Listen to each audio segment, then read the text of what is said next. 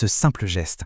Ajouter un petit quelque chose de sucré dans sa boisson chaude. C'est un acte tellement banal, n'est-ce pas? Et pourtant, il est chargé d'une histoire bien plus incroyable qu'on ne pourrait le penser. Derrière ce petit carré de sucre se cache une épopée qui a littéralement façonné des empires, qui a déplacé des populations entières et qui a complètement transformé notre façon de manger. C'est cette histoire, à la fois si douce et si amère, qu'on va explorer ensemble. Bon, commençons par le tout début, le premier chapitre de ce récit. On va remonter aux origines très anciennes du sucre pour suivre son long, très long voyage. Comment est-on passé d'une simple plante à un trésor si convoité ? Alors, notre histoire, elle démarre en Nouvelle-Guinée.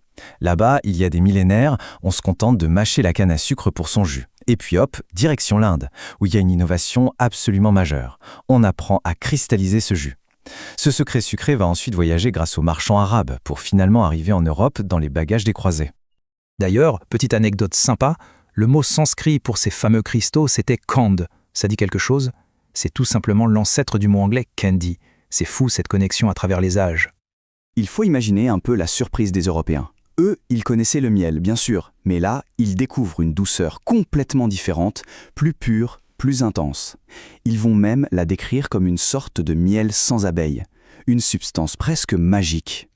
À cette époque, attention, le sucre valait littéralement son pesant d'or. C'était un symbole de statut social absolu. On l'utilisait comme une épice rare, on en faisait des sculptures incroyables, des châteaux comestibles pour les banquets royaux. C'était un véritable bijou, mais un bijou qu'on pouvait manger. Et maintenant, on arrive à la suite, on bascule vers le chapitre le plus sombre et sans doute le plus décisif de cette histoire. Une période où la quête de douceur va engendrer d'immenses souffrances. Cette citation, elle est tirée de nos sources, et elle donne le ton. Elle nous rappelle de façon très directe, très brutale, que derrière le plaisir du sucre se cachait une réalité terrible, un coût humain effroyable qu'on ne peut pas ignorer. Retenez bien cette date, 1493. C'est l'année où Christophe Colomb introduit la canne à sucre dans les Caraïbes. Le climat là-bas est juste parfait. Cette décision, en apparence anodine, va déclencher une soif de sucre inextinguible en Europe et jeter les bases d'un système d'une cruauté sans nom. C'est vraiment l'histoire de deux mondes. D'un côté, on a l'opulence des salons européens, où le sucre devient la nouvelle folie, et de l'autre, l'enfer des plantations, où des millions de vies sont brisées pour produire cet or blanc. Il faut bien se représenter ce que c'était. Le travail dans les plantations était éreintant, dangereux.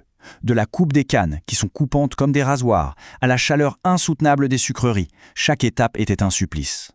Et tout ce système, il ne reposait que sur une seule chose, la traite transatlantique et l'esclavage de millions d'Africains. Heureusement, une prise de conscience a fini par émerger. Au XIXe siècle, des mouvements abolitionnistes, menés par des écrivains, des figures religieuses, d'anciens esclaves, ont commencé à dénoncer cette horreur. Et lentement, très lentement, les lois ont commencé à changer pour aboutir à la fin de l'esclavage légal.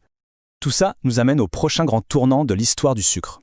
Une transformation qui, cette fois, est menée par la science et la politique, et qui va finir par rendre le sucre accessible à tout le monde. Et c'est la betterave qui va tout changer. Une découverte scientifique d'abord, puis une innovation industrielle, et enfin un blocus de Napoléon qui force l'Europe à trouver une alternative au sucre de canne des colonies. La betterave sucrière était née. Et comme si ça ne suffisait pas, la révolution industrielle arrive et met son grain de sucre, si on peut dire. La machine à vapeur, les nouvelles technologies, tout ça rend la production beaucoup plus rapide et surtout beaucoup moins chère. Le sucre, qui était un luxe, devient alors un produit de masse.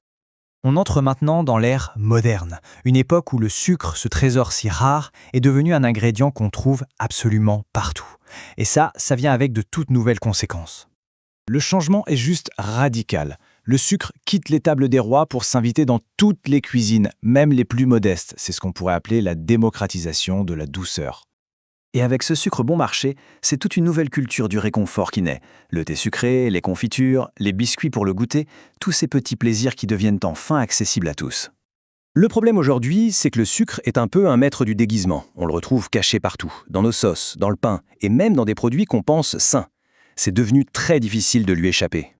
Et bien sûr, cette omniprésence a un coût. De nombreux experts de la santé nous alertent aujourd'hui sur les risques liés à la surconsommation de sucre ajouté. Les caries, bien sûr, mais aussi l'obésité, le diabète de type 2. Trouver le bon équilibre est devenu un véritable enjeu de santé publique. Alors voilà, la prochaine fois qu'on sucre son café, on pourra peut-être se souvenir de tout ça. Une histoire de douceur et de larmes, d'innovation et d'injustice. Une histoire complexe qui, aujourd'hui encore, infuse complètement notre quotidien.